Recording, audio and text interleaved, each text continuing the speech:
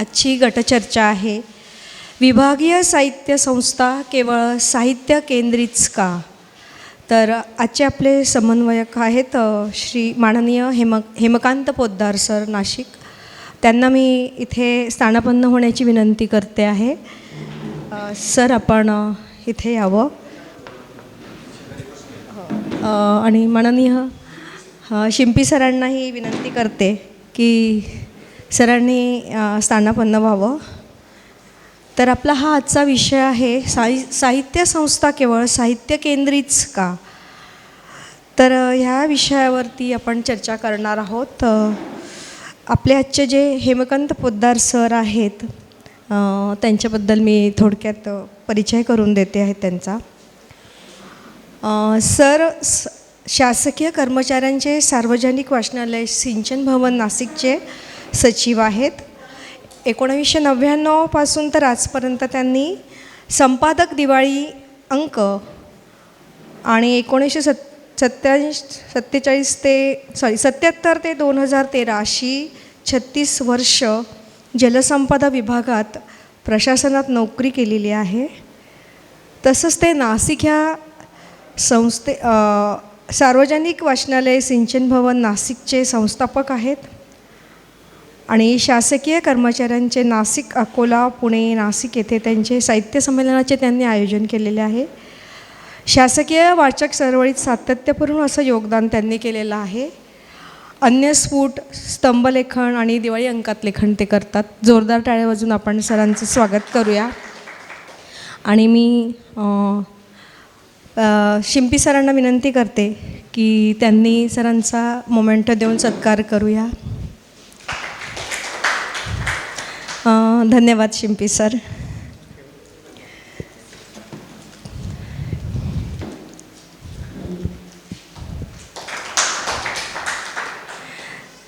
तर आपण आपल्या आजच्या चर्चेसाठी आपण सुरुवात करणार आहोत. आणि ओके, नमस्कार. माझा थोडक्यात परिचय देव मॅडमनी करून दिलेला आहे आणि आजचा हा भाग्ययोग मला सुभाष सबनीसांमुळे इथे लाभला. तेही वाचक चळवळीच्या ज्या पालख्या उचलणाऱ्यांपैकी एक आहे, तसा मी पण आहे. सातत्याने त्यांचेही प्रयत्न चालू असतात, आमचेही आमच्या परीनं चालू असतात. साहित्य चळवळी किंवा वाचक चळवळी चालू ठेवणं आणि त्यामध्ये अधिकाधिक लोकांना, अधिकाधिक मुलांना सहभागी करून घेणं, हा जो भाग असतो हा अतिशय शांतपणे आणि धैर्याने, संयमाने करायचा विषय आहे असं म्हणतात. म्हणजे आजही तो आपल्याकडे एक चर्चेचा आणि वादाचा विषय आहे की आपल्याकडे क्रांतिकारकांनी जे काम स्वातंत्र्य चळवळीत केलं ते आणि अहिंसक पद्धतीने जी काय आंदोलनं गांधीजींच्या, नेहरूंच्या नेतृत्वाखाली झाली ती, यातलं नेमकं काय महत्त्वाचं आहे आणि कुणामुळे मिळालं स्वातंत्र्य वगैरे वगैरे, अशा प्रकारच्या तुलनात्मक चर्चा आपल्याकडे घडतात. तशाच प्रकारचा काम इथे पण चालू असतं की आपण जेव्हा म्हणतो की विभागीय साहित्य संस्था ह्या साहित्य केंद्रीच का, तर कारण असं आहे की एकदा तुम्ही लहान मुलांपासून आबालवृद्धांपर्यंत वाचायला लावणं हे एकदा पत्करलं की त्यामध्ये तुम्हाला यश मिळायला प्रदीर्घ असे प्रयत्न करावे लागतात. आणि त्यासाठी वाचनालय, मग ती अगदी गल्लीच्या कोपऱ्यावरती वर्तमानपत्राचं वाचनालय असू द्या, अन्यथा सर्व प्रकारचं साहित्य उपलब्ध करून देणारी आपल्या सायखेडकरमध्ये जी आपली मातृसंस्था आहे, गेल्या 150 वर्षापासून काम करते ती, अशी एखादी संस्था असू द्या किंवा शासनाचं विभागीय संदर्भ ग्रंथालय असू द्या, ही या संस्था फक्त पुस्तक देवघेवीचं काम करतात का? तर असं नाही आहे. सर्वप्रथम ते माणसांना वाचतं करणं हा एक विषय यामध्ये असतो. मग त्यानंतर एकदा वाचायची गोडी लागली की व्यक्त व्हायला ते शिकवतं. व्यक्त व्हायला शिकवतं म्हणजे काय की ते तुम्हाला संवाद करायला शिकवतं. मग संवाद कशासाठी होईल बरं, वाचायला विषयांची काही मर्यादा नाही ना हो. म्हणजे आपण जेव्हा बाबूराव अर्नाळकरांचा संदर्भ घेतो तेव्हा त्याचा अर्थ इतकाच घ्यायचा आहे की ती करमणुकीचं माध्यम जरी असलं तरीसुद्धा श्रीकांत सेनकर, बाबूराव अर्नाळकर या लोकांनीही त्यांचं योगदान काय दिलं तर लोकांना वळवलं पहिल्यांदा वाचायला. आणि त्यानंतर आज आहेत का अर्नाळकर? नाही आहेत. सेनकर आहेत का? नाही आहेत. पण मग वाचायची सवय लागली आणि त्यामधून मग तुम्हाला दिशा मिळाली. कशी दिशा मिळत जाते तर ते साहित्य केंद्रित असतं का ते वाचनालय? नाही. मग तुम्हाला पोलीस तपास कथा आवडायला लागतात, रहस्यकथा आवडायला लागतात.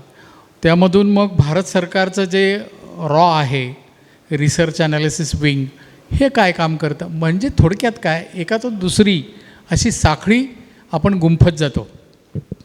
बरं, चांगलं वाचक हा उद्याचा लेखक असतो हे आपण तुम्ही स्वतःला ताडून बघा. म्हणजे तुम्ही शाळेत असताना लिहित असणारी पत्र आज भले लिहित नसाल, पण तुम्ही तुमच्या व्हॉट्सॲपच्या माध्यमातून किंवा फेसबुकच्या माध्यमातून, ट्विटरच्या, इंस्टाग्रामच्या, तुम्ही ज्या पद्धतीने व्यक्त होता तर तुमच्यामध्ये आलेली विषयांची वैविध्यता आणि सफाई ही तुम्हाला एखाद्या साहित्यिक संस्थेच्या माध्यमातून आलेली असते. म्हणजे आपण काय बघतो की भरद्वाज रहाळकर इथे सार्वजनिक वाचनालयाचे कार्यवाह होते. आता अशी पण काही माणसं आहेत की साहित्य क्षेत्रामध्ये किंवा साहित्यिक चळवळींमध्ये काम करताना ही माणसं कुणीतरी रक्तदान चळवळीचं पण काम करतं, कुणीतरी कामगार चळवळीत पण काम करतं. पण याचा पाया जो असतो तो साहित्य केंद्रित संस्थाच असतात. म्हणजे कुणी कामगार क्षेत्रामध्ये काम करणारा माणूस जो असतो तो आंतरराष्ट्रीय स्तरावरचे आंतरराष्ट्रीय कायदे काय असतात ह्याच्यामध्ये रंजकता कमी असेल, पण सामाजिक पाया इतका भक्कम असतो ह्या लोकांचा. आणि याला कारणी ठरतात ते साहित्य केंद्रित संस्था. म्हणजे साधी गोष्ट आहे की तात्यासाहेब शिरवाडकरांच्या अगोदरही सार्वजनिक वाचनालय सरकारवाड्यामध्ये होतं आपल्याकडे. मग हे विकसित कसं होत गेलं? जेव्हा तात्यासाहेब शिरवाडकरांच्या सारख्या दिग्गज आणि अभिमान वाटावा अशा ज्ञानपीठ पारितोषिक विजेत्या साहित्यिकाकडे जेव्हा वाचक चळवळीची धुरा जाते, मग त्यातून फक्त साहित्य केंद्रित असंच काही काम होतं का? नाही. लोकहितवादी मंडळाचंही काम इथे त्यांनीच सुरू केलं. मग लोकहितवादी मंडळात काम करणारी माणसं कोण आहेत? तर अनेक उद्योजक आहेत. बाबूभाई राठींसारखे लोक होते, तारवालांसारखे लोक होते, किंवा विलास लोणारींसारखे वकील माणसं पण होती. त्यांनी फक्त साहित्याचं काम केलं असं नाही आहे. म्हणजे अगदी याचं जिथं जागतं उदाहरण जर तुम्हाला बघायचं असेल ना तर काय काय घडू शकतं. म्हणजे आता परशुराम सायखेडकर नावाचे जे ग्रहस्थ आपल्या इथं होऊन गेले ना, तर ह्यांचा तसा वाचक चळवळीशी साहित्याशी दुरान्वयाने पण संबंध नव्हता. पण तात्यासाहेबांच्या संपर्कात आले आणि आम्हाला इथं वाचनालय सुरू करायचं आहे ही गोष्ट त्यांनी यशवंतराव चव्हाणांपर्यंत जेव्हा नेली. म्हणजे आजही अशी काही माणसं आपल्या समाजामध्ये आहेत की त्यांनी जर शब्द टाकला तर त्यावेळेस तो यशवंतराव चव्हाणांनी तात्यासाहेबांनी सायखेडकरांना टाकला. ही जी जागा आहे, ही जी जमीन आहे, ही देणारे सद्ग्रस्त म्हणजे परशुराम सायखेडकर. मग त्याच्यातून काय घडलं? तर त्यातून घडलं ते फक्त वाचनालय झालं का? नाही. तर परशुराम सायखेडकर नाट्यगृहही आपल्याला उपलब्ध झालं. नाट्यगृहात काय होतं? तिथं फक्त साहित्य कार्यक्रम होतात, नाटकं होतात का? नाही होत. मग तिथं अनेक प्रकारचे कार्यक्रम होतात की जे समाजाशी निगडीत आहेत आणि त्याची समाजाला आवश्यकता आहे. कुठल्या तरी बँकेची मीटिंग होते, कुठल्या तरी कामगार चळवळीची मीटिंग होते, किंवा त्यांचे काही कार्यक्रम होतात. आता त्याच चळवळीमध्ये असलेली लोक जेव्हा रक्तदान चळवळीसाठी काम करतात, किंवा समृद्ध वाचक जो असतो तो करोनामध्ये सुद्धा किती उत्तम प्रकारे समाजसेवा करू शकतो हे आपण सर्वांनी अनुभवलेलं आहे. म्हणजे उत्तम वाचक हा उत्तम समाजसेवक पण होतो, उत्तम पर्यटक होतो, उत्तम श्रोता होतो. म्हणून आपण जेव्हा म्हणतो ना की म्हणजे आपल्याकडे पण पद्धत आहे की शेतामध्ये एक पीक आपण लावल्यानंतर त्याला आंतरपीक पण घेतो. त्याच्या बांधाच्या भोवती आपण अनेक प्रकारच्या वेली वेलबिया लावतो. म्हणजे काय की केंद्र असतं, नदी हे मूळ असतं. नदीच्या काठावरची जी काही शेती असेल त्याच्यातून जो काय तो परिसर सुजलाम सुफलाम होत जातो, तिथं समृद्धी येत जाते. पोटापाण्याची व्यवस्था संपली की मग माणूस सांस्कृतिकदृष्ट्या विचार करायला लागतो. तोच प्रकार इथे पण आहे. संयमाने आणि धीराने जेव्हा आपण साहित्य संस्था चालवतो तर त्याच्या अवतीभोवती म्हणजे अगदी फार जिवंत उदाहरण आहे की सतीश बोरा, जयप्रकाश मुथा किंवा त्यांच्या सौ किंवा ही जी काही मंडळी आहे, हे घरामध्ये कदाचित त्यांची काही वेगळी भाषा असू शकेल, पण मराठीविषयी प्रेम आलं कुठून? तर या साहित्य केंद्री साहित्य संस्था ज्या आहेत त्यामधूनच या चळवळीचं बीजही त्यांच्या मनामध्ये कुठंतरी रोवलं गेलं असणार आहे. ही धडपड का करावीशी वाटते? या नावातच सगळं काही आलेलं आहे. कारण ही माणसं इथे साहित्याच्या मुळे किंवा हे जे दिग्गज नावं आहेत, आवा वरटींचं आहे, कानेटकरांचं आहे, तात्यासाहेबांचं आहे आणि असंख्य लोक आहेत की ज्यांच्यामुळे आपल्याला साहित्य क्षेत्रामध्ये काहीतरी करावंसं वाटतं. मग अशी पण माणसं मला भेटली इथे की साहित्य क्षेत्रामध्ये पण त्यांचा काहीतरी प्रवास चालू असतो. दुसऱ्या बाजूला आर्थिक संस्था म्हणजे बँकांमध्ये, पतसंस्थांमध्ये तेही काम करत असतात. ही समाजाला आवश्यकच आहे ना. मग आपण असा विचार जेव्हा करतो की साहित्य संस्था, विभागीय साहित्य संस्था ह्या फक्त साहित्य केंद्रीच का, तर व्यक्तिशः मला असं वाटतं की असं मुळीच नाही. एका माणसाच्या मनामध्ये रोज हजारो लाखो विचार येत असतात आणि त्या विचारातूनच त्याचं समाजमन त्याला वेगवेगळ्या कृती करायला भाग पाडतं. तर अशांगाने आपण जर विचार केला तर आपल्या लक्षात येईल की साहित्य संस्था केंद्रित आपल्या विभागीय साहित्य संस्था ह्या फक्त साहित्य केंद्रित असत नाहीत. म्हणजे उदाहरणार्थ आम्ही ज्या क्षेत्रामध्ये काम करतो, शासकीय कर्मचारी ह्याची प्रतिमा काय आहे? शासकीय कर्मचारी म्हटला की हा उर्मट, सहकार्य न करणारा, कुणाचंही काम वेळेवर न करणारा, असं आहे का? तर आहे. किती आहे? 10-20% तर आहेच आहे. आजही आहे, 50 वर्षापूर्वी होतं. याची पार्श्वभूमी काय आहे? तर ब्रिटिशकालीन जी काही पोलादी प्रशासन व्यवस्था होती ती, आणि स्वतःविषयीचे जे काही गंड तयार होतात ते सत्तेतून होतात. सत्ता म्हणजे कसली? तर तुमच्याकडे जे काही अधिकार आलेले असतात त्याच्यातून. पण मग ही चौकट जर आपल्याला कुठेतरी तोडायची असेल, प्रशासनामध्ये, शासनामध्ये संवेदनशील माणसं आणायची असतील, तर त्याला वाचनासारखं पर्यावरण नाही. तुम्ही वाचलं, उत्तम ऐकलं, उत्तम लिहिलं, उत्तम बोललात, तर हळूहळू तुमचा प्रवास संवेदनशील माणूस म्हणून होत जातो. नव्हे ते आम्ही अनुभवलं. आता जवळपास पुढच्या वर्षी आम्ही जी शासकीय कर्मचाऱ्यांचे वाचनालय सिंचन भवनमध्ये सुरू केलं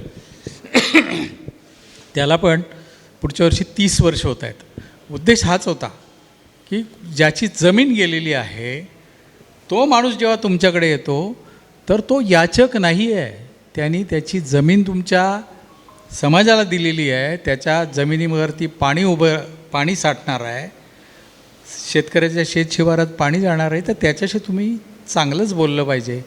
त्याचं काम करणं जर नियमाने तुम्हाला शक्य नसेल तर काय करता येईल ह्याचा विचार तुम्ही केला पाहिजे. पण हे केव्हा होईल? तुमचं मन संवेदनशील असेल तर. आणि मन संवेदनशील केव्हा होईल? तर तुम्ही काहीतरी चांगलं वाचलं, चांगलं लिहिलं, चांगलं बोललात, चांगलं ऐकलं तरच शक्य आहे. या संवेदनशील मन तयार करायचं असेल तर साहित्य संस्थांशिवाय दुसरं काही उत्तम असं पर्यावरण नाही. पण घडतं आहे काय की आपल्या भोवती अनेक अशी प्रलोभनं आहेत. म्हणजे आता मागच्या 25-1 वर्षापासून आपल्याकडे मोबाईल आहेत, टी व्ही आहे.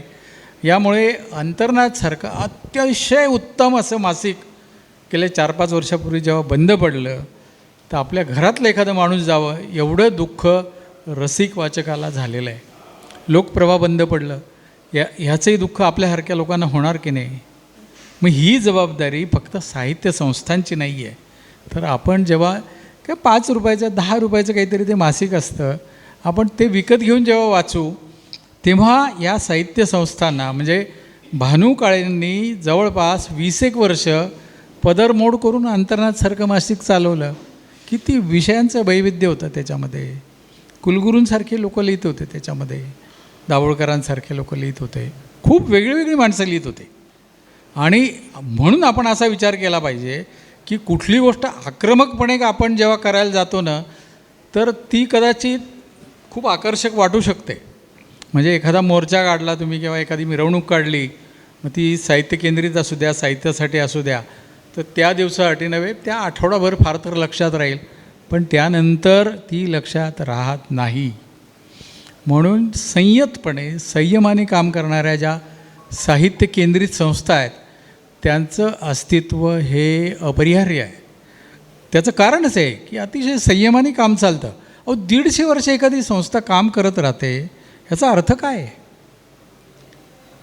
ह्या संस्थांच्या माध्यमातूनच विनायक रानडे पण सापडलाच की नाही आपल्याला, जो जगभर पुस्तकं पोचवण्याचं काम करतो आहे. का करतो आपण हे? काय पडलं काय विनायक रानडेंना? का त्यांनी दारोदार जाऊन एक पेटीचं आम्हाला तुम्ही देणगी द्या, का करायचं आहे? आणि यासाठी आपण सर्वांनीच की आपण कुठल्या ना कुठल्या वाचनालयाचं सभासद असणं आवश्यक आहे. त्याचं कारण हे आहे, कदाचित तुमची आर्थिक परिस्थिती उत्तम असेल, पण म्हणून तुम्ही एका वेळेस गेले की 10-15 हजार रुपयाची पुस्तकं सगळीच माणसं घेऊ शकतील असं नाही. आता डॉक्टर प्रशांत पाटील हे माझे मित्र आहेत, ते गेले की एका वेळेस 5-10 हजाराची पुस्तकं घेऊन येतात. हे BSNLमध्ये काम करणाऱ्या एक अशाच रसिक ललना आहेत, शुभांगी इनामदार म्हणून. मी त्यांच्या घरी गेलो तर मला वाटत नाही की त्यांच्याकडे 5-10 तोळे सोनं असेल, पण पूर्ण घर कपाट सगळे असं घरभर पुस्तकं. इतकं पुस्तकांवर प्रेम करणारी माणसं जेव्हा असतील ना, तर ती आई वाचणार असेल, वडील वाचणार असतील, तर उत्सुकतेपोटी का होईना पण ती मुलं वाचणार आहेत. मुलांना वाचायचं नसेल तर किमान हे चित्र काय आहे, किंवा समजा वडील आपले रात्री उशिरापर्यंत जागून काय वाचतात, किंवा आई काय वाचते, किंवा त्या बायकोला वाटतं की हा नवरा एवढे डोळे फोडून वाचतो काय, ती कधीतरी उत्सुकतेपोटी ती वाचू शकते. तर अशा घटना आपल्या आयुष्यामध्ये येतात आणि मग त्यामधून हे साहित्य निर्मिती होत जाते. आणि असं म्हटलं जातं नव्हे, ते खरं पण आहे की प्रत्येक माणूस म्हणजे एक वेगळं पुस्तकच आहे. प्रत्येकाचे अनुभव वेगवेगळ्या अंगाने असतात, त्यामध्ये सारखेपणा असेल, पण अनुभवाची जी तीव्रता असते ती वेगळी असते. म्हणून आपण एकमेकाशी जेव्हा बोलतो ना, ते साहित्यच आहे. मी काल जीवाभावांच्या नावांचं अनिल अवचटांचं पुस्तक दुसऱ्यांदा वाचत होतो, आणि त्याच्यामध्ये 2000 सालचा त्यांच्या पत्नीवरचा म्हणजे सुनंदा अवचटांवरचा एक लेख वाचला, पुन्हा वाचावा असं वाटतो. त्याचं कारणच आहे की नवरा बायकोंमधले संबंध सुरुवातीला कसे असतात आणि मग तुम्ही एकमेकाशी किती एकरूप होत जातात. पण हे तुम्ही उत्तम पतीपत्नी होण्यासाठी तुम्हाला हे मार्गदर्शक ठरतं. पण हे केव्हा होईल? तुम्ही जेव्हा वाचाल तेव्हा ना. आणि आता सगळ्यात चांगली गोष्ट काय केली आहे आपल्या नाशिकच्या साहित्य संस्थेने, म्हणजे सार्वजनिक वाचनालयाने, की वाचक जर पुस्तक घ्यायला वाचनालयात येत नसतील ना, तर आपण जाऊ. आता ती गाडी फिरताना तुम्हाला दिसेल की ठिकठिकाणी पुस्तकं घेऊन ती गाडी फिरते. तिथं तरी वाचकांनी यावं, किमान गाडीपर्यंत यावं. पंकज कुरुलकर नावाचे एक सॉफ्टवेअर इंजिनियर आहेत, मुंबईला असतात त्यांनी आता सॉफ्टवेअरचा व्यवसाय बंद केला. ते लिहितात दरवर्षी म्हणजे सपाटून लिहितात. त्या माणसाने स्वखर्चाने 15 ते 20 लाख रुपये खर्च करून एक गाडी दिली होती. ती नाशिकमध्ये पण यायची. पुस्तकं बघा, फक्त तुम्हाला वाटलं तर घ्या, नाही वाटलं तर नका घेऊ, कितीही वेळ बसा त्या गाडीमध्ये, अशी प्रयत्न करणारी पण माणसं असतात. मग आता त्यांच्या पाठीशी कोणती साहित्य संस्था होती? पण साहित्य केंद्रित विचार त्यांच्या मनात होता, आणि हे फार आवश्यक आहे. म्हणजे आपल्या नातवंडांना आपण जर द्यायचं काय असेल तर नातवंड अनेक वेळा हट्ट करतात, माझा नातू येतो अमेरिकेत आहे. 2 वर्षापूर्वी आम्ही अतिशय चिंतेत की हा मुलगा मराठी बोलेल की नाही. सुदैवाने माझ्या मुलाच्या आणि सुनेच्या प्रयत्नाने यश आलं, आणि आता तो चांगल्यापैकी मराठी बोलतो. आत्ता नुकताच येऊन गेला 8 दिवसापूर्वी. आता पुढची पिढी, त्याच्या 3.25 वर्षाची जी नात आहे, ती अक्षर बोलत नाही. तिला आम्ही मुद्दाम प्रयत्न करतो. म्हणजे हा अनुभव मी का सांगतो आहे की ह्याची गरज कशी आहे. तू काय करतेस? तू दादाला राखी बांधली. मी राखी बांधला. तिचा काय दोष आहे? तिचे अवतीभोवती सगळे चायनीज, तैवानी, अमेरिकन्स ते लोक असतील, पण ह्याचे प्रयत्न आपल्यालाच करायला लागतील ना घरून. मग साहित्य संस्थेचा प्रतिनिधी म्हणून पेरेंट्सलाच पुढे यायला लागेल, पालकांना पुढे यायला लागेल. अशा अंगाने आपण विचार केला पाहिजे. मला असं वाटतं की ही एवढी प्रस्तावना समन्वयक म्हणून पुरेशी आहे. तुम्ही लोकांनी पण यासाठी आपले विचार व्यक्त करावेत. मी सरांनाही विनंती करतो की आपण इथं आपले विचार मांडावेत. धन्यवाद सर.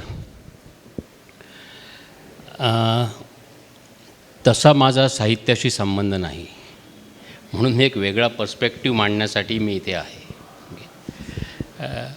पर्स्पेक्टिव्ह खूप असा ड्रास्टिकली वेगळा आहे असं नाही. मला माफ करा, मी थोडेसे इंग्लिश शब्द वापरतो, कारण ग्रूमिंग जरी मराठी भाषेतून जरी मी शिकलो असलो तरी गेली 40 वर्ष मी इंग्लिश वातावरणातच राहिलेलो आहे, भारतातच राहिलो आहे, बाहेर पण गेलेलो आहे. पण त्याच्यामुळे काही असे शब्द येतील तर ते तुम्ही थोडं समजून घ्या. मराठीच्या व्यासपीठावर असं बोलणं थोडंसं एम्बॅरेसिंग वाटतं मला. पण आज सकाळी पण आपण ऐकलं की दुसऱ्या भाषेतलं काही चांगलं असेल तर त्याच्याने भाषा समृद्ध होते. पण माझ्या शब्दांनी भाषा समृद्ध होईल असं नाही. मला त्याला मराठी शब्द आठवत नाही म्हणून मी तो शब्द वापरतो. तर मी कॉर्पोरेट क्षेत्रामध्ये 38 वर्ष काम केलं आणि तुम्हाला मी सांगतो की मला कधीही, मी मराठी मीडियममधनं SSC शिकलो. मला आजपर्यंत कधीही असं जाणवलं नाही की मी इंग्लिश मीडियममधून शिकायला हवं होतं. ओके. माझी सगळी व्यवहाराची भाषा असल्यामुळे आणि अमेरिकन कंपनीमध्ये काम केल्यामुळे मला सगळं इंग्लिशमध्येच करावं लागलं, तो एक भाग वेगळा. पण माझी जी एक बैठक आहे, एक मानसिक बैठक म्हणा, विचारांची बैठक म्हणा जी आहे, ही बैठक जी मला केली ती पुस्तकांनी केली. आणि तुम्हाला एक किस्सा सांगतो की मी एक मॅनेजर हायर केले आणि ते इन्सिडेंटली नाशिकचे होते, आम्ही मुंबईत होतो काय. तर त्यांनी मला सांगितलं, म्हणजे बान स्कूलमधले होते बाय द वे, पण त्यांनी मला सांगितलं त्यांनी पुस्तकांमुळे ते पूर्णपणे बदलले. म्हणजे आता सरांनी जे आपल्याला जे सांगितलेलं आहे, माझं थोडंसं विषयाला सोडून पण असेल, पण विषयाकडे मी येईल. पण सांगायचा मुद्दा असा आहे की तुम्हाला जर हा बेस असेल, ही जी तुमची विचारांची बैठक असेल, तर ती तुम्हाला तुमच्या घडवणुकीच्या काळामध्ये पुस्तकच तुमची ती करतात, किंवा तुमच्या आजूबाजूला असणारे तुमचे मित्र आणि कुटुंबातलं वातावरण याला कारणीभूत असतं. आता विभागीय साहित्य संस्थान वगैरे म्हणजे सरांचं जसं संबंध आला तसा माझा कधी संबंध यांच्याशी आलेला नाही. लहानपणी परशुराम सायकेडकर नाट्य मंदिरात आपल्या वाचनालयात जाणं येणं होतं, पुस्तक आणणं होतं. पण मी पुढे जाऊन मी टेक्निकल नॉन टेक्निकल लीडरशिप पोझिशनला गेल्यानंतर तुम्हाला ना फक्त माणसांशी काम करायचं असतं. आणि ज्यावेळेस तुम्ही माणसांबरोबर काम करतात ना, त्यावेळेस तुम्हाला माणसं ओळखायला लागतात, तुम्ही माणसांना ओळखायला लागतात. आणि हे तुमची जर बैठक असेल, म्हणजे पु ल देशपांडे जर तुम्ही वाचलेले असतील, वपू काळे जर तुम्ही वाचलेले असतील, तर तुम्ही हे काम खूप चांगल्या प्रकारे करू शकता. ओके. आणि हे समाजात तुम्हाला आता म्हणजे असं काहीतरी व्यावसायिकदृष्ट्याच असं काही बघायला पाहिजे असं काही नाही. समाजात तुम्हाला दुसऱ्या ठिकाणी पण याचा फार उपयोग होतो. कारण आता आपल्याला माणसांमधले आपले रिलेशनशिप जी असते ते तर व्यवहार कायम चालूच असतात. तर त्यावेळेस तुम्हाला ही जी बैठक असेल तर ती त्यावेळेस तुम्हाला त्याची उपयोगिता जाणवते आणि पुस्तकं हे करतात. माझं असं एक म्हणणं आहे की ह्या विभागीय साहित्य संस्था ज्या आहे, असं मला जे वाटतं ते त्यांनी साहित्याबरोबरच त्यांनी मराठीचा प्रचार आणि प्रसार पण करायला पाहिजे. तसं ते प्रसार करतातच, कारण मराठीत पुस्तकं ते देतातच. ओके. पण मराठी भाषेचे जे विविधांगी गोष्टी आहेत, ओके, त्या कशा करता येतील. आता सरांनी एक गोष्ट सांगितली आणि त्याच्या एक्झॅक्टली विरुद्ध माझा अनुभव आहे की त्यांच्या नातवाबद्दल त्यांनी 3-3.5 वर्षाच्या नातवाबद्दल त्यांनी सांगितलं. माझा अनुभव असा आहे की माझी पुतणी ही अमेरिकेला असते, न्यूयॉर्कमध्ये, आणि तिला 2 मुली आहेत. एक मुलगी आहे 6 वर्षाची आणि एक मुलगी अजून 2 वर्षाची पण नाही झाली, 2 वर्षाची होते. आणि माझी भाची आहे, ती वेस्ट कोस्टला म्हणजे कॅलिफोर्निया, लॉस एंजलिसला राहते. आणि तिचे 2 मुलं आहेत. ती पहिली मुलगी 4-5 वर्षाची आहे आणि दुसरा मुलगा पण अजून आत्ताच 1 वर्ष 1.5 वर्षाचा असा आहे. ह्या दोघांची मुलं अत्यंत व्यवस्थित आणि छान मराठी बोलतात आणि ह्या गोष्टीचा आम्हाला खूप अभिमान आहे. आणि अतिशय सुंदर अमेरिकन इंग्लिश बोलतात. पण ज्यावेळेस त्या मराठी बोलतात त्यावेळेस अगदी प्रकर्षाने मराठी शब्द त्या बोलतात. आणि आता तर एक मोठी झाली 5-6 वर्षाची, त्याच्यामुळे ती तर एकदमच चांगलं. तर ही जी संस्कृती आहे, ही संस्कृती त्यांच्याकडे पुस्तकांमुळे आल्या. अजून ते मराठी वाचू शकत नाहीत, ओके, पण मराठी बोलतात. ते आमच्याशी कधीच आम्ही त्यांच्याशी इंग्लिशमध्ये बोलत नाही. ज्यावेळेस आम्ही व्हिडिओ कॉलवर वगैरे बोलतो तर आपण जी भाषा आपण जी म्हणतो, कारण आईवडील घरात त्यांना सांगतात हे मराठी बोलायला हवं, प्रकर्षाने आमच्याशी बोलताना पण आपण मराठीत बोलायला हवं. आणि काका तुम्ही त्यांच्याशी इंग्लिशमध्ये बोलू नका, असं माझी पुतणी ज्यावेळेस मला सांगते, ओके, त्यावेळेस मला खरोखर खूप अभिमान वाटतो की ह्या मुली पूर्णपणे त्या तिथे जन्माला आलेल्या. आणि न्यूयॉर्कसारख्या शहरात, ही तर न्यूयॉर्कसारख्या शहरात अत्यंत उच्चभ्रू वस्तीमध्ये राहते माझी पुतणी. अशा ठिकाणी असताना अत्यंत उच्चभ्रू शाळेत त्या दोघी मुली जात, एक मुलगी तर आता दुसरी जायची अजून. अशा ठिकाणी असताना ह्या मुली घरी मराठी इतकं व्यवस्थित बोलतात, ओके. हा एक माझा वेगळा अनुभव असतो. मला असं म्हणायचं आहे की आपण, कारण शेवटी साहित्य काय, साहित्य निर्मिती ही शेवटी भाषेतूनच आहे, ओके. त्याच्यामुळे जसा भाषेचा प्रसार आणि प्रचार आणि योग्य प्रमाणे होईल त्याप्रमाणे साहित्य निर्मिती होते. आता आपण कुठली पुस्तकं वाचावी हे आपण स्वतः पण ठरवू शकतो किंवा आपला मित्रवर्ग पण आपल्याला सांगत असतो. त्याच्यामुळे तुमचा मित्रवर्ग पण तसा वाचकच असायला हवा की जो तुम्हाला सांगेन की बाबा तुम्ही हे पुस्तक वाचलं का, तुम्ही ते पुस्तक वाचलं का. आता तुम्हाला मी सांगतो, अमेरिकेमध्ये कुठला पण CEO, म्हणजे कुठल्या पण मोठ्या कंपनीचा CEO हा 1 महिन्याला 1 पुस्तक वाचतो, म्हणजे महिन्याला 12 पुस्तकं वाचतातच ते. आणि मग त्यांच्याशी आपण बोलताना वगैरे त्याचे ते रेफरन्स येतात आणि आपल्याला असं वाटतं की अरे वर्षाला हा 12 पुस्तकं वाचतो आणि आपण मात्र काही तेवढं वाचन आपण करत नाही. आणि ज्या ठिकाणी ही कमीपणाची भावना येते ना, त्यावेळेस ती भावना खूप चांगली असते असं मला वाटतं की नाही आपण अजून खूप प्रयत्न करायला हवं. आणि आपण का नाही पोहोचू शकत त्या ठिकाणी. तो CEO आहे, तर त्याला तर आपल्यापेक्षा किती कामं असतात वगैरे. तर अशा प्रकारचं हे जे कल्चर आहे अमेरिकेमध्ये, ते कल्चर, ती संस्कृती, ही वाचन संस्कृती तिथे झाली आहे. आणि आपल्याकडे ती वाचन संस्कृती निर्माण करायचं काम ही साहित्य संस्था करतात. विभागीय साहित्य संस्था, कुठल्या पण साहित्य संस्था ते करत असतात. पण त्यांचा फोकस जो आहे हा साहित्यावर असतो, त्याच्यापेक्षा तो अजून जास्त व्यापक असायला हवा, असं एक माझं मत आहे. मग त्या बाबतीत मी फार नवीन असेल कदाचित, मला त्यातलं माहिती नाही. कारण मी आज जी काही भाषणं ऐकलीत त्याप्रमाणे लोकांनी तर बऱ्याच अभ्यास केलेला आहे. पण मी जे बाहेरून आणि दुरून बघतो ते मला असं जाणवतं, साहित्य हे जे आहे हे ॲक्च्युली हे भाषा समृद्धीचं एक फार मोठं साधन आहे. तुम्हाला तुमची स्वतःची भाषा तुम्ही केव्हाला पण ऐका, तुम्ही ऐकता तुमच्या लक्षात येईल की हा एक चांगला वाचक आहे. तुमची भाषा समृद्ध करते ते साहित्यच करते. तुमची वयोमानानुसार जी तुमची प्रगल्भता वाढते, अदरवाईज तुमचं वय वाढत राहतं, एका काही कालावधीनंतर तुमची उंची तेवढीच राहते आणि ही कधीकधी काही लोकांच्या बुद्धी कमी होत जाते.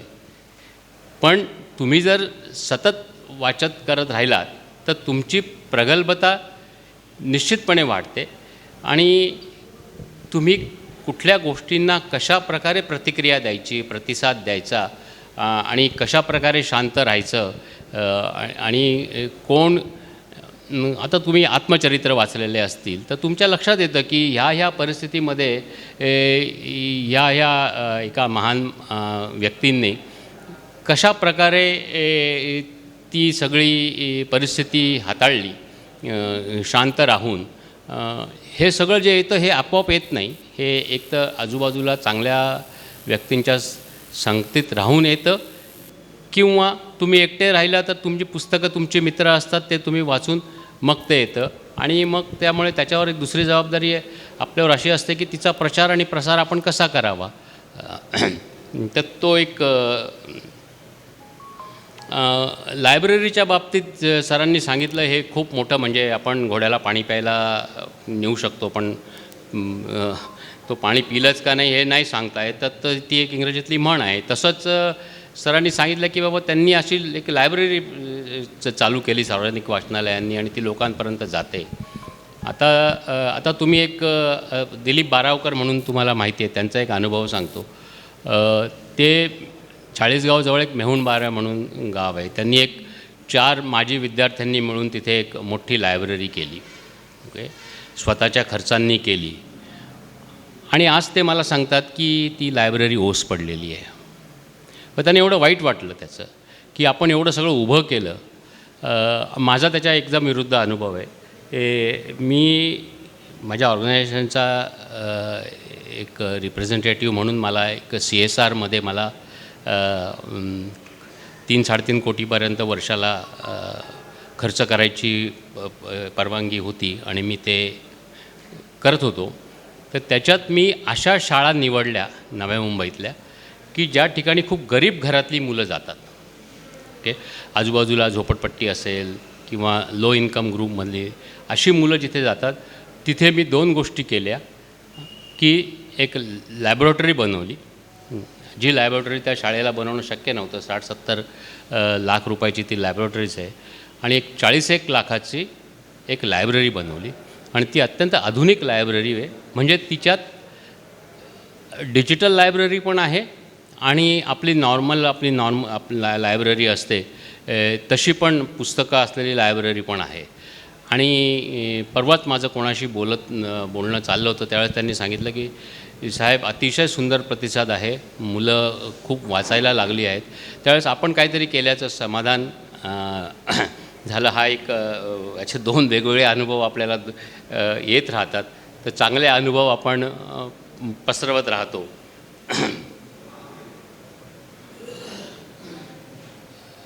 आणि साहित्य संस्थांनी मराठी भाषेची जास्तीत जास्त प्रचार आणि प्रसार करावा हे असं माझं याच्याबद्दलचं मत आहे. अजून कोणाला काही बोलायचं असेल तर कोणी व्यक्त होणार असेल तरी चालेल. या ना, या.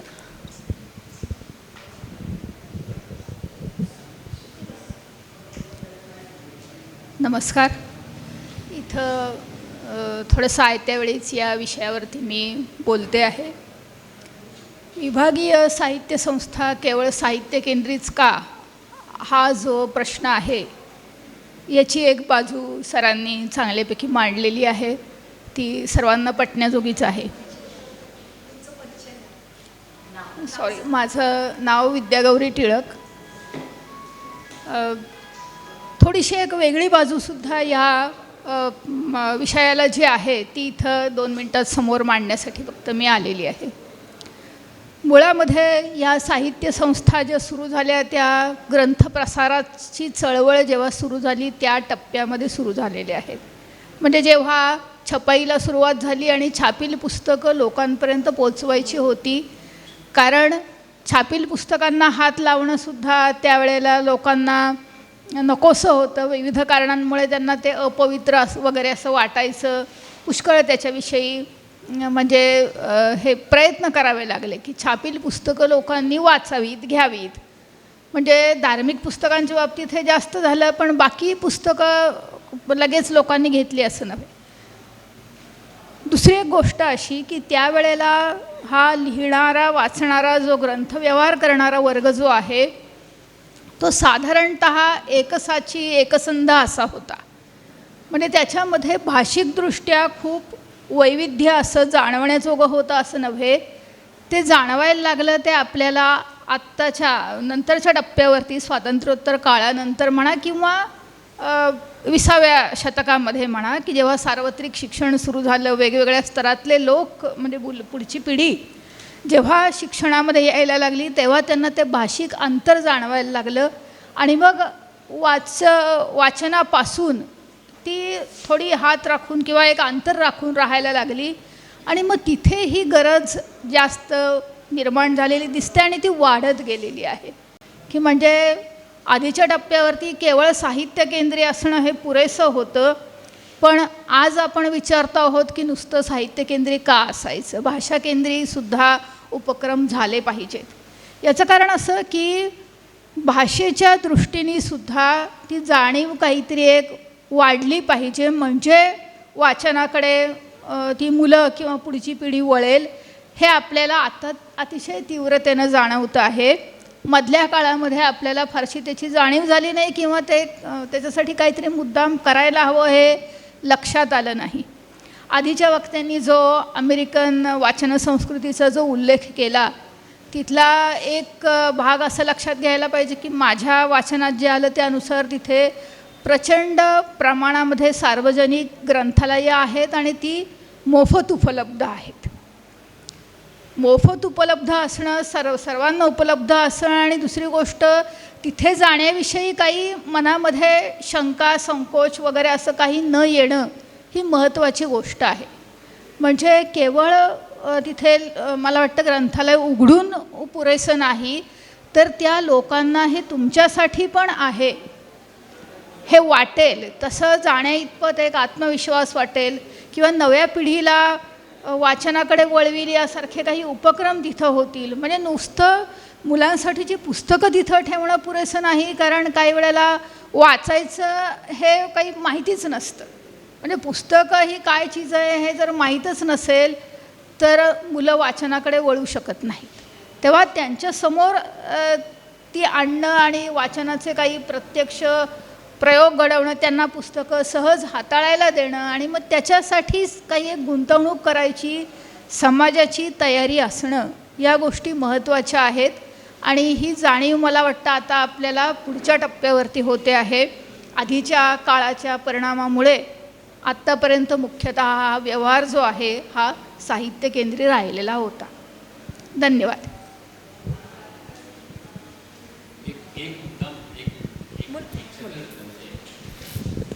आत्ता शेवटचा मुद्दा यांनी जो मांडला त्याच्याबद्दल मला एकच सांगायचं आहे की व्हॉट्सअप सर्क्युलेट होतो आहे आणि तो असा आहे की एक नवरा बायको असतात आणि एक लहान मूल असतं आणि ते लहान मूल मोबाईलमध्ये असतं आणि मग त्या बाई जातात आणि त्यांचा मोबाईल ठेवतात आणि एक पुस्तक घेऊन येतात आणि त्या वाचायला लागतात. मग त्यांचा नवरा जातो, तो मोबाईल ठेवतो, दुसरं पुस्तक आणतो आणि ते वाचायला लागतात. आणि ते दोघं असं बघितल्यानंतर ते मूल पण जातं, मोबाईल ठेवतं आणि पुस्तक वाचायला लागतं. हे एवढं इफेक्टिव्ह आहे की आपण काय करावं, अनुकरणीय इतकं आहे की ह्या सगळ्या पालकांपर्यंत, म्हणजे मोबाईल युनिव्हर्सिटी आपण कधी हे म्हणतो, पण ते इतकं ते चांगल्या प्रकारे दाखवलं गेलं आहे की ते लगेच चांगल्यापैकी लक्षात राहण्यासारखं आहे. खरं तर विषयाची खूप छान प्रस्तावना हेमकांत पोद्दार सरांनी केली आणि सरांचे मुद्दे खूप छान होते की आता आपला जो विषय आहे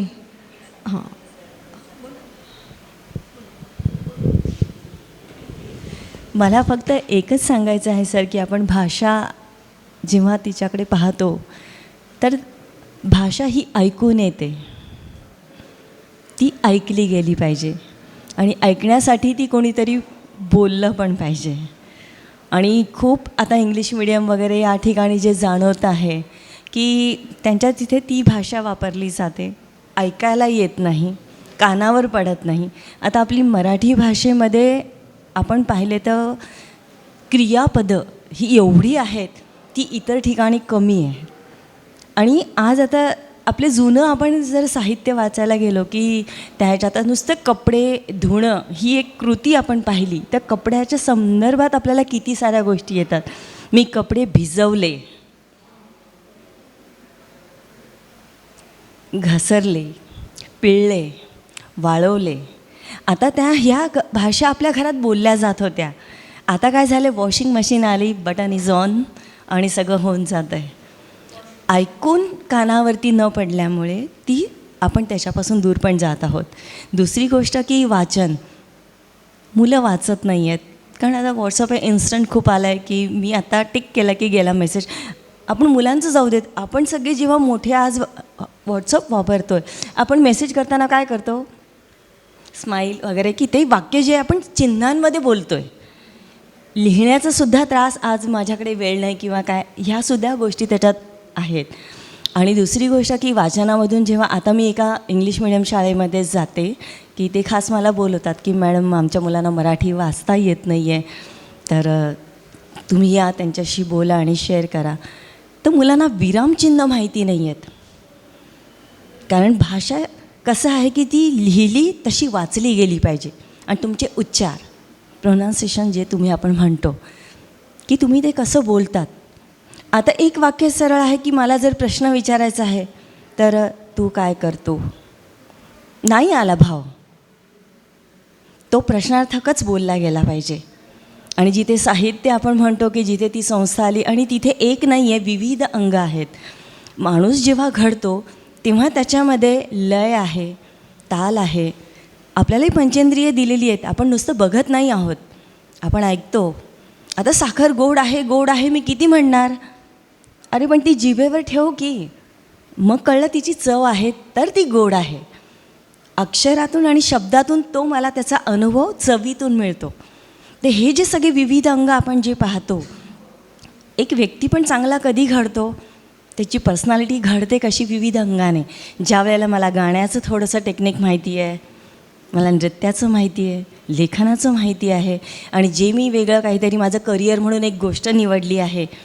जेव्हा तुमच्याकडे सर्वांगी अनुभव, वाचन, माहिती मिळते, ॲटोमॅटिकली तो व्यक्ती तसा घडतो. आणि सरांनी एक आता आपण जी बोललो की लेखनामधून जशा बालकथा आहेत, माझा जो एक उद्देश आहे की मी आता मुलांसाठी जे लिहिते, मी बालकथा लिहिल्या आहेत, त्याच्यात मी मुलांना कार्यप्रवण दिलेलं आहे की मनोरंजन, आणि खूप सारे आहेत लिहिणारे, मी एकटी नाही लिहित, माझ्यापेक्षा छान लिहिणारे पण अधिक मोठे आहेत.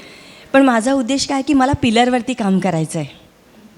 पिलर जर तुमचे बेस्ट असतील तर ती बिल्डिंगचं जे कन्स्ट्रक्शन आहे, मग ती जाऊ देत किती पण उंच, ती 4 मजली होऊ देत, 5 मजली होऊ देत, बेस्ट तुमचं पिलर पाहिजे. आणि मुलांनी आज विचार केला पाहिजे. तुमचे विचार सुरू झाले की ते तुम्हाला अनेक प्रश्न पडणार आणि अनेक प्रश्नांसाठी तुम्ही उत्तरांच्या मागे नक्की जाणार. आणि हे मिळणार कुठून, माहितीतून.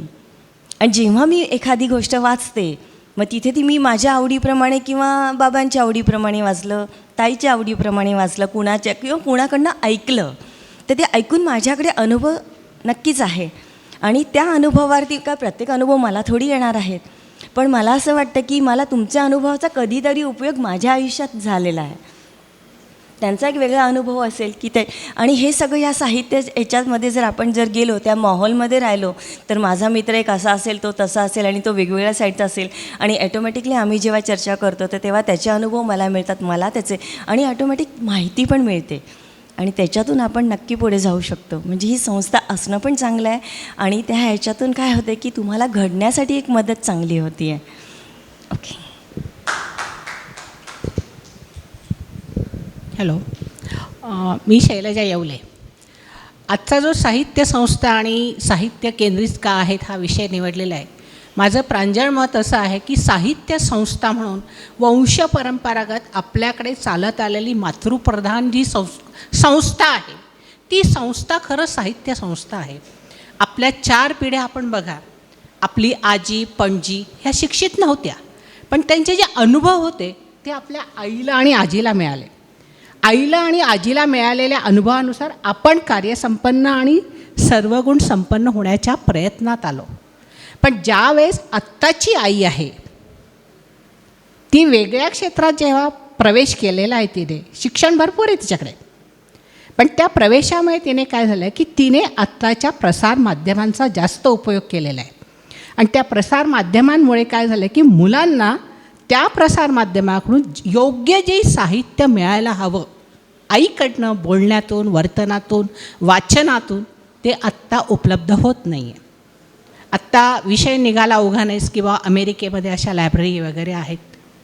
मी आत्ता शनिवारीच अमेरिकेतून आले.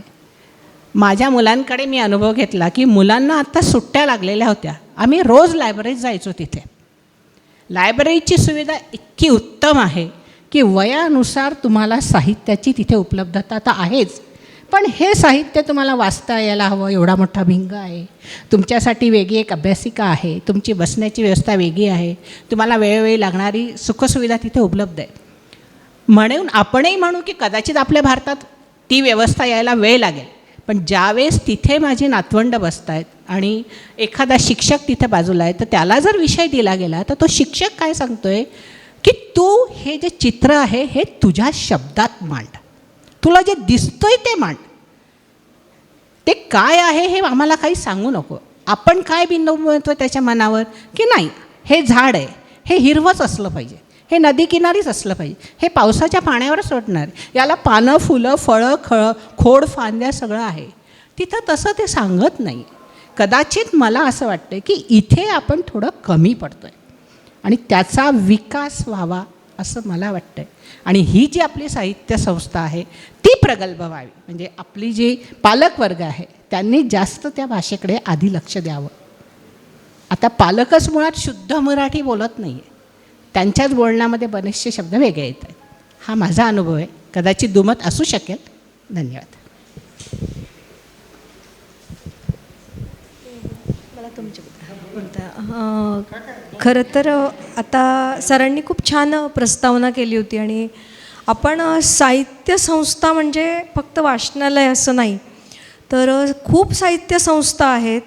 आणि मला वाटतं जसं सीमताईंनी सांगितलं की पिलरवर, आणि हा जो आपला गाभा आहे, आपली जी आताची जी बालकांची पिढी आहे ही घडवण्याचं काम मला वाटतं बऱ्याचशा नाशकातल्या म्हणजे माझा अनुभव आहे, साहित्य संस्था आणि साहित्यिकसुद्धा करतात आहे. आणि अशा संस्थांमध्ये आमचे जे असे काही साहित्यिक आहेत हे काम करतात आहे.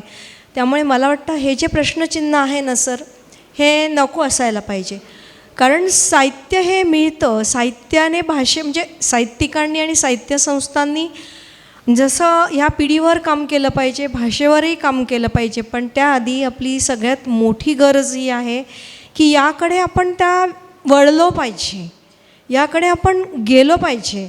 म्हणजे जसं सरांनी सांगितलं की घोड्याला आपण पाणी दाखवलं, त्याने प्यायचं की नाही त्याने ठरवलं पाहिजे. तर मी स्वतः एक म्हणजे मराठीची भोगती आहे. मला मराठी माझा म्हणजे जीव की प्राण आहे. दोष असतात प्रत्येकात, ते मी अजून शिकते. पण मी ज्या शाळेत काम करते ती इंग्रजी माध्यमाची शाळा आहे. आणि म्हणजे लिटररी माझ्या झालेल्या कामानंतर मी मुलांना सांगते, अरे असं नाही बोलायचं, बाबा कुठे गेला, आई काय करतो, असं नाही बोलायचं, असं बोलायचं. मुलं ते शिकतात. तर मला वाटतं ह्या ज्या आपल्या म्हणजे प्रत्येक अमेरिका घ्या, भारत घ्या, नाशिक घ्या किंवा अजून काही काही जे आहे ही जे आहे ह्या सगळ्या साहित्य संस्थाच आहे असं मला वाटतं.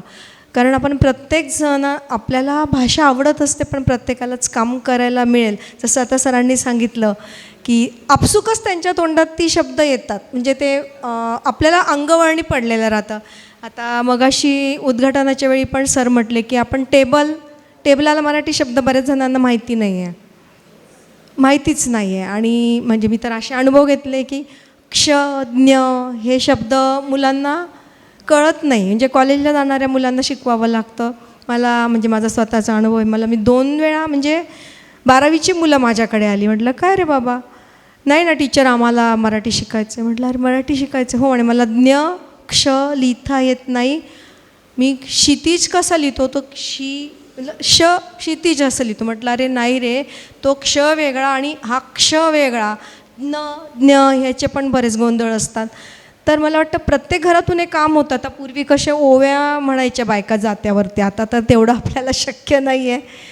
पण आपण करू शकतो. आणि त्यामुळे मला वाटतं ह्या संस्था ज्या आहेत त्या साहित्यकेंद्री नाही आहेत. तुम्हाला काय वाटतं सर? तुम्ही परत एकदा घ्या मग मॅडम. साहित्य संस्था साहित्य केंद्रीय आहेत या विषयाशी मी म्हणजे या ओळीपुरता तरी मी सहमत नाही आहे. कारण एकातनं दुसरी गोष्ट घडत जाते. ही शृंखला आहे. म्हणजे आज समाजसेवक म्हणून अण्णा हजारे खूप प्रसिद्ध झालेले आहेत. त्यांच्या चळवळीतून त्यांनी बऱ्याच काही दिशा दाखवल्या, आंदोलनं झाली, सरकारं बदलली. ही स्थित्यंतर आली कुठून? तर ते कुठल्या तरी एका स्टेशनवरती विचार करत होते की या जीवनालाच अर्थ नाही आहे आणि काय नकोच आपल्याला ते जीवन, आणि आता आपण हे जीवनाचा त्याग करावा अशा विचारात असताना त्यांना विवेकानंदांचं पुस्तक समोर आलं आणि त्या माणसाच्या आयुष्यामध्ये एवढा बदल घडला की ते किसन हजारेचे अण्णा हजारे झाले. माझ्या अनुभवातले आमच्याकडे एक चीफ इंजिनियर होते, म्हणजे आजही नाशिकमध्ये प्रथित यश आहे, ग्रँड रिव्हो नावाचं हॉटेल आहे, त्याचे मालक M.V. पाटील म्हणून. ते त्यांच्या घरगुती काही समस्या होत्या, त्या दरम्यान त्यांना नकोशी अशी बदली नांदेडला झाली. आणि काय करायचं, काय नोकरी सोडून द्यावी की काय, मुलांच्या समस्या संपत नाही, ही आपल्याला नकोशी बदली.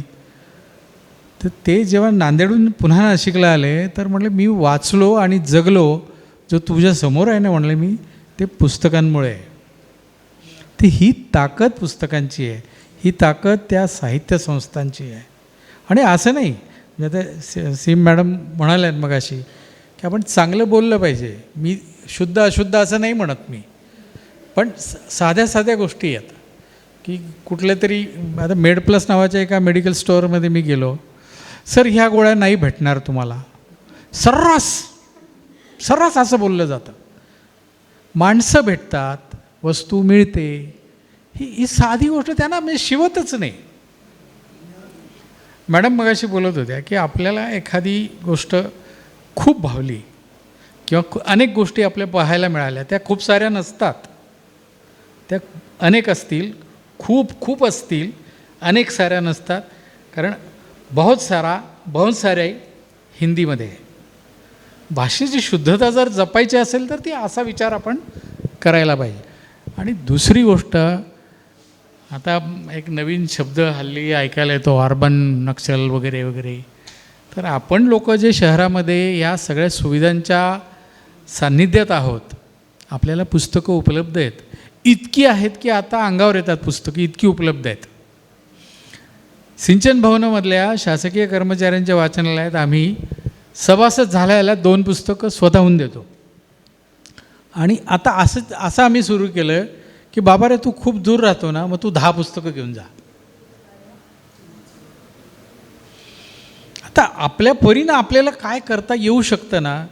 आणि येवले मॅडम म्हणाल्या किंवा सर म्हणाले, अमेरिका त्या अर्थाने संपन्नता, मग ती सगळ्या बाबतीतली वाचनातली पण संपन्नता जेव्हा आपण विचार करतो ना तिथला, तर मी पण स्वतः ते अनुभवलं आहे. एक कॉफी शॉपमध्ये मी गेलेलो होतो, जस्ट माझा मुलगा घेऊन गेला होता मला, आणि तिथे एक ग्रस्त त्याच्या लॅपटॉपवरती काहीतरी काम करत होता.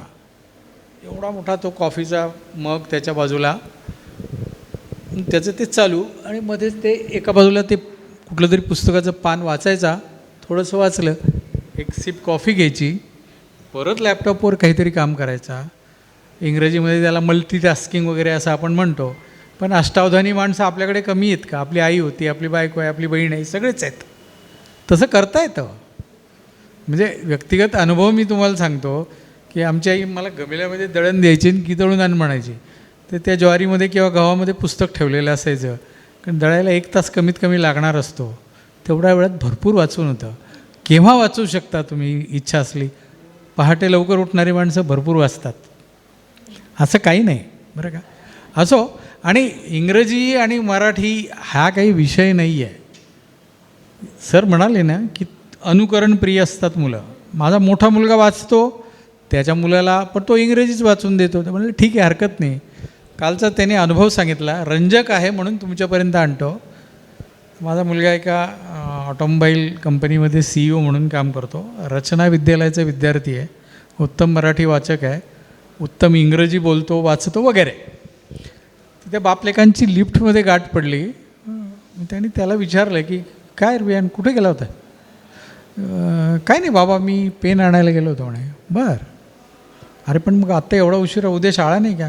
नाही नाही म्हणे, उद्या सुट्टी आहे मला, मी झोपणार आहे उद्या. म्हणलं बरं, मग कशाची सुट्टी? त्याला सांगता येईना. म्हणे ते नारळ का काहीतरी आहे ना म्हणे. म्हटलं, मी माझ्या मुलाला रागवलं. म्हटलं तुम्ही ह्या गोष्टीची ओळख का नाही करून देत? ज्या दिवशी राखी तुम्ही बांधता त्याच्या अगोदर ती नारळी पौर्णिमा काय असते, तो वर्ग आज मी घेतला, तो त्या नातवाचा. असो, तर आयुष्य खूप मोठं आहे. पुस्तकं जगण्याची ताकद देणारीच गोष्ट आहे. आणि मग त्याच्याभोवती सगळं जीवन आहे तुमचं.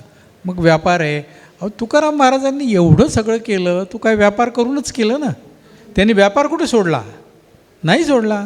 गोरा कुंभारांनी सोडला का? सावता माळ्यांनी त्याचं शेत सोडलं का? नरहरी सोनारांनी त्याचं काम सोडलं का? नाही. म्हणजे तुम्ही साहित्य म्हणजे निर्मिती ह्याची जाणीव पण नाही. आणि विरामचिन्हांच्या बाबतीत जे मॅडमनी दुःख व्यक्त केलं त्याच्याशी पण मी सहमत आहे. त्याचं कारण असं आहे की व्हॉट्सॲप युनिव्हर्सिटीने तो विषयच आपला संपुष्टात आणलेला आहे. आणि त्याचे बळी आपण पण आहोत. काय नाही, आपल्याला जे काय सांगायचं असतं, बोलायचं असतं, ते आपण व्हॉट्सॲपवरती भराभरा लिहितो. आता तर काय व्हॉईस टायपिंग सुरू झालेलं आहे. त्याला काय गरज पडली तुमचे विरामचिन्ह हे ते काही विषयच राहिलेला नाही. आणि सगळ्यात महत्त्वाचा विषय असा आहे की आपण त्यातल्या त्यात साहित्य संस्थांच्या संपन्नतेमध्ये, म्हणजे नाशिकमध्ये जशी नाट्यगृह, सभागृह उदंड झाली तशी वाचनालये पण उदंड आहेत. पण त्यातली चालू किती आहेत? आणि ही समस्या संपन्न अशा अमेरिकेत पण आता उद्भवायला लागलेली आहे. तिथली वाचनालयंसुद्धा ओस पडायला लागलेली आहे. कारण हेच, आता तिथे AI आलं म्हणलं की AIला सांगितलं की मला अमुक हे पाठव, तो पाठवून देतं ते तुम्हाला. पण याच्यातून मार्ग जर काढायचा असेल तर तुम्हालाच करायला लागेल. पालक म्हणून सुरुवात तुमच्यापासून होईल. आणि दुसरी गोष्ट सगळ्यात महत्त्वाची की जी कृषी संस्कृती आपल्या ग्रामीण भागामध्ये आजही जपली गेलेली आहे, तशी साहित्य संस्कृतीसुद्धा काम करणारे शेकडोनी मुलं चांदवडला तुम्हाला सापडतील, इगतपुरीत सापडतील, कळवणला सापडतील, दिंडोरीत सापडतील, निफाडला सापडतील, येवल्यात सापडतील, मनमाडमध्ये पण सापडतील. मी फक्त आपल्या जिल्ह्यापुरतं बोलतो आहे. तर आपल्याकडे उपलब्ध असलेली पुस्तकं आणि जी ती घेऊ शकत नाही, ह्याचा जर आपण काही विचार केला की आपण त्यांना भले 6 महिन्यासाठी देऊ, पण आपली 2 पुस्तकं देऊ तर खरी. का नाही द्यायची? काय करायची? ती पुस्तकं वाट बघतायत वाचकांची. ती जर कळवणच्या लोकांना गेली, कदाचित त्यातली निम्मी परत नाही येणार तुम्हाला. सोसू ना आपण तेवढं नुकसान. पण त्यासाठी वाचनालयांनी किंवा वाचन संस्कृती पसरवणाऱ्या, त्याची चळवळ उभारणाऱ्या संस्थांनी संपन्न झालं पाहिजे. म्हणजे किमान स्वयंनिर्भर तरी झालं पाहिजे. त्यासाठी उगीचच ते काय साने गुरुजींच्या कथा ऐकून आपण दरिद्री राहण्याचा करंटेपणा आपण करायचं काही कारण नाही. त्याच्यासाठी आपल्याला जे जे काय उपक्रम करता येईल, तुम्ही उत्तम वाचनालय करा, उत्तम सोयीसुविधा मुलांना द्या, शाळांपर्यंत जायला पाहिजे. मुख्य म्हणजे आपण 60 ओलांडलेली माणसं काही क्रांती करणार आहे असं काही घडणार नाही आहे. जे काय होईल ती नवीन पिढी ज्याच्यामध्ये ह्या मॅडम काम करतायत मुलांसाठी, हे खूप महत्त्वाची गोष्ट आहे. आणि त्या मुलांपर्यंत जाणं हे आपलं काम आहे. ती तुमचे नातवंड असतील, शेजारची मुलं असतील, तुमचा रागराग करतील तर करू देत, पण हळूहळू त्यांच्या कलानी, त्यांच्या आवडीनी ही सगळी पेशन्स ठेवणारी शिक्षक मंडळी आहेत ना. मग थोडंसं आपणही त्यांच्याकडनं शिकून, थोडे संयम ठेवून आपण ते जावं त्यांच्यापर्यंत. हरकत नाही. हे काका वाट बघतायत मित्र, या. भारत माता की जय. भारत माता की जय. जय जवान जय किसान. जमलेल्या सर्व माझ्या माता भगिनींनो, माझ्यापेक्षा वयोवृद्ध आमच्या आईप्रमाणे, आमच्या बहिणीप्रमाणे, आपणा सर्वांनाच मानाप्रमाणे दंडवत, शुभाशीर्वाद. तसेच मी जय जवान जय किसान, मी शेतकरी वर्गात जन्माला आलेलो एक, पण मला ह्या गोष्टीची आज 8 ते 10 वर्षापासून आवड लागली. नंतर सांगू. माझे नाव श्री सुखदेव विठोबा सांगळे, तालुका सिन्नर, जिल्हा नाशिक. मुक्काम पोस्ट मानोरी, तालुका सिन्नर, जिल्हा नाशिक. हल्ली मी आता RTOला राहतो मुलांकडं. माझा व्यवसाय मुख्य शेती. पण मी इथं या संस्थेमध्ये काही दिवस मी वाचमनकी केली. डॉक्टर वसंतराव सर वारले आणि मी त्यांना अग्निडाग दिल्याच्यानंतर मी यायचं बंद झालो. कारण मला थोडंसं खेद वाटलं का बा समजा आपल्याला जे हवं होतं ते हरपलं आहे, मग आपण आता तिथं जाणं मला योग्य वाटलं नाही, दुसरं काही नाही. तर आपली आज पहिली अखिल भारतीय मराठी भाषा संस्कृती परिषद रावसाहेब थोरात सभागृहात. मला यायला थोडा उशीर झाला. आपली भारतीय संस्कृती म्हणजे सण रक्षाबंधन असल्यामुळं बहिणी भाच्या आल्यामुळं मी लेट आलो. पण मला यावं वाटलंच आणि मी जातोच. तर मला सांगावं असं वाटतं, मराठी भाषा, हिंदी भाषा, इंग्रजी भाषा हे भाषावर विवाद करण्यापेक्षा आपण आपल्या भाषेवर प्रभुत्व किती गाजवायचं हे आपण ठरवायचं आहे. आपल्याला आपली भाषा दिसतं तसं नसतं म्हणून जग फसतं. आपली भाषा आपल्याला अवगत आहे आणि ती व्हायलाच पाहिजे. मग तुम्ही गर्दी गोंधळ का करत नाही? तुम्ही हळूहळू लोप पावता म्हणजे निघून का जाता? मी दिल्लीला बघितलं, मी इथंही थोडं लेट आलो पण मी बघितलं हळूहळू निघून का जाता? तुम्हाला बैल सोडायचे आहे का? शेळ्या सोडायच्या आहे का? आमची मराठीत म्हण आहे, धनगराचं कुत्रं धड शेळ्याही काही नाही, धड मेंढ्याही काही नाही. मग त्याला त्या मालकानं जेवण कसं द्यायचं? तशी आपली अवस्था झाली मराठी माणसाची. मातांनी शिवाजी महाराज घडवले, जिजाऊसाहेबांनी. त्यांनी ज्ञानेश्वरांच्या गोष्टी सांगितल्या, साधू संतांच्या गोष्टी सांगितल्या आणि त्या गोष्टींतून त्यांना हिरारीपणानं संत घडले, शूरवीर शिवाजीराजे घडले, संभाजीराजे घडले, फुले सावित्रीबाई घडल्या. त्यांनी तर किती हालापेष्टा सहन केल्या. मग आपल्याला आता एवढ्या सुविधा आहे तरी आपण तर करू शकत नाही. फक्त माझी मराठी. मग मराठी हवीच आहे. आपण महाराष्ट्रात जन्माला आलो, तसा आपला भारतासारखा देश नाही, महाराष्ट्रासारखं राज्य नाही आणि नाशिक जिल्ह्यासारखा पुण्यवान पवित्र जिल्हा कुठेच नाही. कोणत्याही क्षेत्रात शोधा, संत ह्या वीरभूमीतच जन्माला आले. थोर योद्धे लढणारे सुखदेव सिंग, बाजीप्रभू, देशपांडे, छत्रपती शिवाजी महाराज, कितीही नावं घेतलं तरी ते अपुरंच पडल. मग त्यांनी जी मराठी भाषा त्यावेळेला एवढी हे नव्हतं, म्हणजे सुशिक्षित नव्हते. आता सुशिक्षित आहे, तुम्हाला कोणतीची अडचण नाही, मग तुम्ही याला चिटकून का नाही राखते? तुम्हाला सांगावं का लागतं? परिषदा घ्यावा का लागतं? तुमचं त्याच्याकडं मनच वळत नाही. म्हणजे यालाच अर्थ असा आहे, दिसतं तसं नसतं म्हणून जग फसतं. मी फक्त म्हणायचं ही माझी आई आहे, ही माझी मावशी आहे, पण मावशीवर तुझा जीवच नाही, तू फक्त लटकं बोलतोय. मग तुझ्या मराठी भाषेवर तुझा जीव आहे, अंतपार ती भाषाच वापर ना, त्याच्यावर चालू दे ना. दुसरे इंग्लिश शिकता, आपल्याकडं विदेशातील पर्यटक येतात, त्यांना मराठी भाषा येत नाही तरी ते इकडं नांदतात, तरी ते इथं वावरतात. आणि मग आपल्याला तिकडं जायचं आहे त्यावेळेला बघू, संकटकाळी सर्व काही साध्य होतं आहे, भगवंत करतो आहे, कोणालाही करतो आहे संकटकाळी साध्य. असं माझं मत आहे की कोणत्याही शाळेत, आता कोणाचं नाव घेऊ चालणार नाही, कारण फक्त म्हणायचं मराठी शिका आणि कॉलेज मोठमोठ्याले काढायचे इंग्लिश शिका. आता आमच्या सिन्नर तालुक्यात ख्रिश्चनांची इंग्लिश शाळा आलेली आहे आणि आपल्या महिला मुली 7-8 हजारावारी तिथं काम करतात. मग त्यांना इथं भारतात यावं का वाटलं? मग भारतातल्यांना का बाहेर जाऊन प्रभुत्व करता येत नाही? तुमच्यात ती धमक नाही, तुम्ही तसंच चिकटती नाही. ते त्यांच्या भाषेला इथं येऊन चिकटूनच राहतात. आपण म्हणतो मी राजकारण्यांचं नाव घेत नाही, भैया हटाव.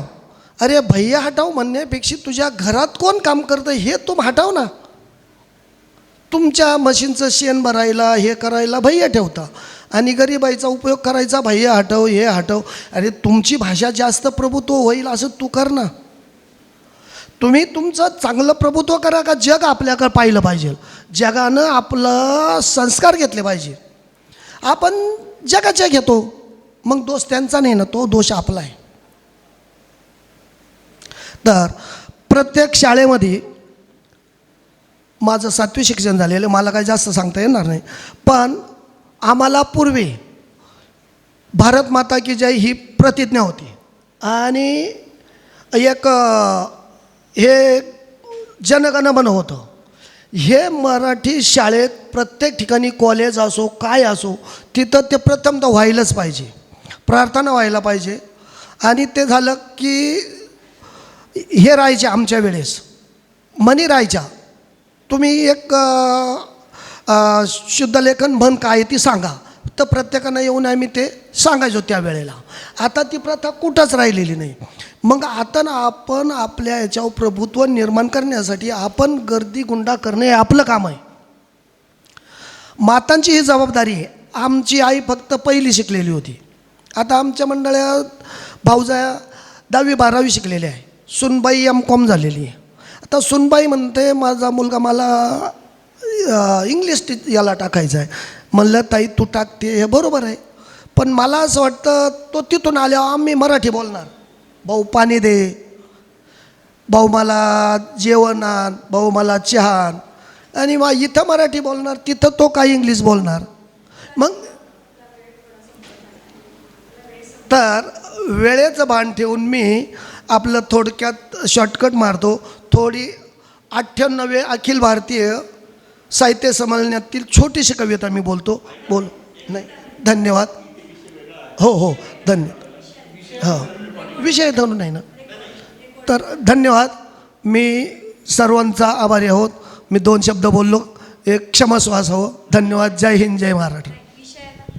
कसं चर्चा विषयाच्या अनुरूपच असायला पाहिजे ना, म्हणून तर अतिशय छान अशी चर्चा रंगली आहे. पहिली अखिल भारतीय मराठी भाषा संस्कृती परिषद गटचर्चा 3 विषय अतिशय सुंदर होता की विभागीय साहित्य संस्था केवळ साहित्य केंद्रितच का.